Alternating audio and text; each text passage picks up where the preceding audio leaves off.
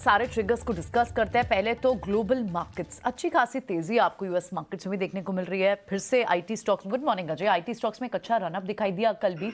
Accenture के numbers भी आ जाने हैं, उससे भी काफी हद तक दिशा, एक डायरेक्शन एटलीस्ट आईटी स्टॉक्स के लिए क्लियर होगी। आप देखिए कहां आईटी नजर स्टॉक्स, देखिए ग्लोबल क्यूज के लिए बात कर लेते हैं। ओवरऑल ग्लोबल क्यूज का ये हाल है कि जो डाउ और तीनों इंडिसेस हैं, नैस्डैक, और ये इतने मजे के मूड में है कि 4% मंथ टिल डेट ऑलरेडी चल चुके हैं। करेक्ट। तो उम्मीद करना कि ये 4% और भाग जाएंगे शायद उचित नहीं होगा, लेकिन वो अगर अपने गेन्स को पकड़ के भी रखें तो भारत के लिए और इमर्जिंग मार्केट्स के लिए काफी है। ओके।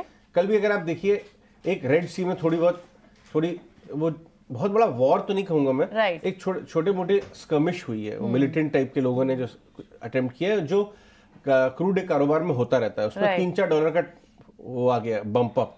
लेकिन ये शॉर्ट एंड रैली वाला काम हो जाएगा क्रूड के अंदर, क्योंकि जो मेन आइटम है डिमांड वो यूएस और चाइना में कम है।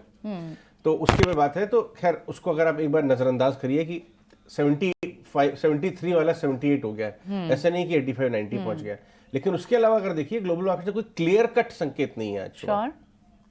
डॉलर इंडेक्स 102 के पास है, वहां से इकोनॉमिक इंडिकेटर से कोई नहीं है। और ये आरबीए और बीओजे में जो कुछ कमेंट्री आएगी उससे बाजार हिलाने वाला कुछ शायद नहीं होगा। ओके।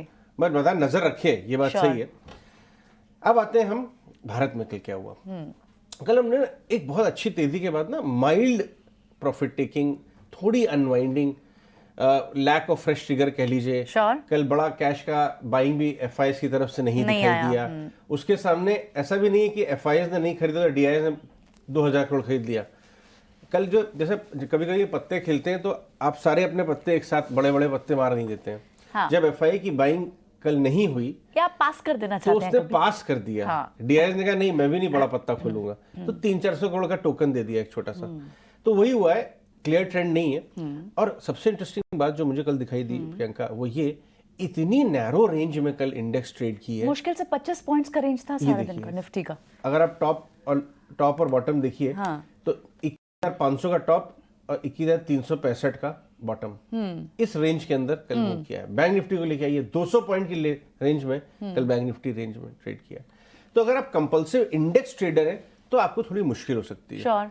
थोड़ी सी रेजिस्टेंस तो है हमें 21,500 पे, अब 500 पे रेजिस्टेंस है और नीचे सपोर्ट भी 400 पे ही है। बहुत ज्यादा तो नहीं है, रेंज ही दिख रही है। करेक्ट। खैर डिम्पी ज्यादा बात करेंगे टेक्निकल्स पे, लेकिन मामला ये है कि साइड मार्केट में बहुत जबरदस्त काम हो रहा है। हाँ। और कल हमने देखने को मिला कि सेम सेक्टर में स्टॉक चढ़ते हुए गिरते हुए भी दिखे। इन्फोसिस आपको नीचे दिखाई दिया आईटी में, लेकिन एचसीएल टेक में बाइंग हो रही थी। करेक्ट। सेम सेक्टर में कल आरआईएल का काफी शानदार कंट्रीब्यूशन था, 1% ऊपर, नहीं तो शायद हम और ज्यादा नीचे होते। तो पॉइंट ये है कि साइड मार्केट में आपको देखिए ब्रॉडर मार्केट में बहुत शानदार आउट परफॉर्मेंस था। स्मॉल कैप फिर से हाई पे था कल और 1% ऊपर बंद हुआ है। लेकिन डायरेक्टर साहब, स्मॉल कैप में आउट परफॉर्मेंस जारी है।